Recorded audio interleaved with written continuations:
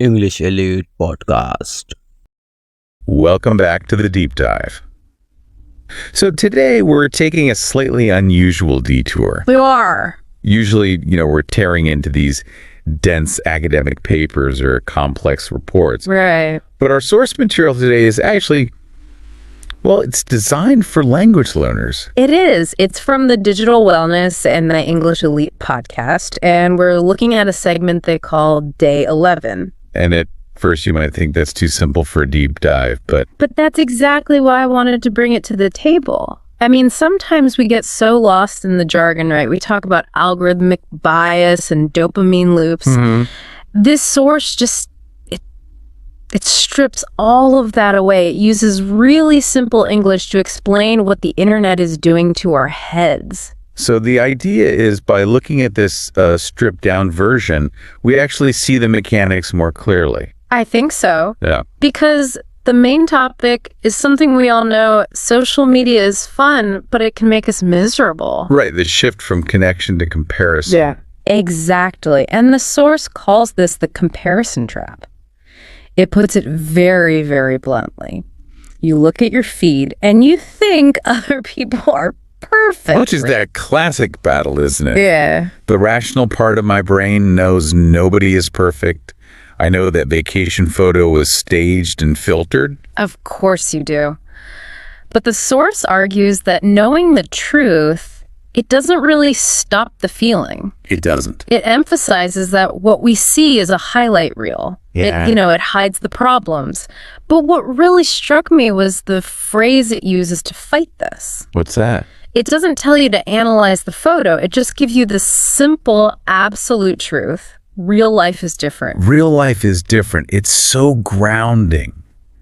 It just forces you to draw a line between the screen and, reality. And that leads right into how they define mental health. Okay, I have to admit, when I read this part, I thought, this is way too basic. I had the same reaction at first. They define mental health as just how you feel inside. Your feelings and your thoughts. It sounds almost too simple, right? But think about how we over-intellectualize it. We use all these labels, burnout, situational depression, whatever.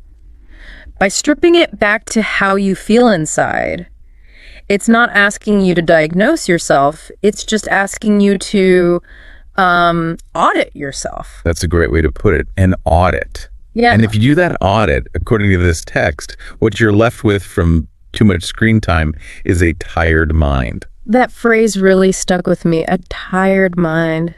It's not just being sleepy, it's a spiritual exhaustion. And they link that directly to feeling lonely, to feeling not good enough. The antidote they suggest is simplicity. Which brings us to their checklist. Do not use the phone all day, take breaks, go outside. Talk to family. Right. And my cynical side immediately kicks in and thinks, thanks, we know. Yeah. Why do we need to be told to go outside? Because common sense isn't always common practice. Not when an algorithm is designed to keep you inside looking at a screen. That's true. The list isn't just a to-do list. It's a prescription to shift from the curated world back to the physical world. So when it says talk to family, it means engage with people who know the real imperfect you, not the online avatar. Exactly. And they pair this with these affirmations like, you are enough and your life is special. Again, very simple, but it feels like it's a direct counterscript. It is a counterscript. If the screen is constantly telling you that you're not good enough, you need more, you need this, the affirmation is the weapon against that. It's a reset. Speaking of a reset, let's talk about the challenge they issue at the end, because this is where it gets really practical. This is the 1 hour challenge. Put the phone away for exactly 1 hour today. But here's the crucial part.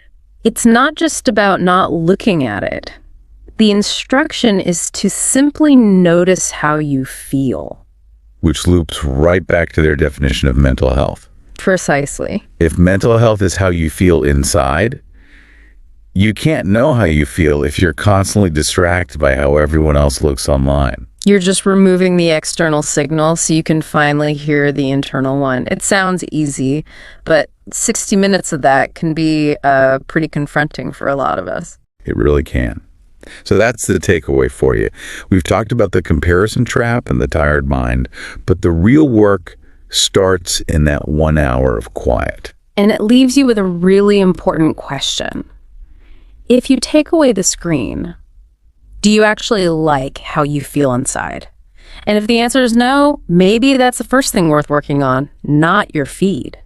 A heavy question from a simple source. Thanks for diving deep with us. We'll catch you on the next one.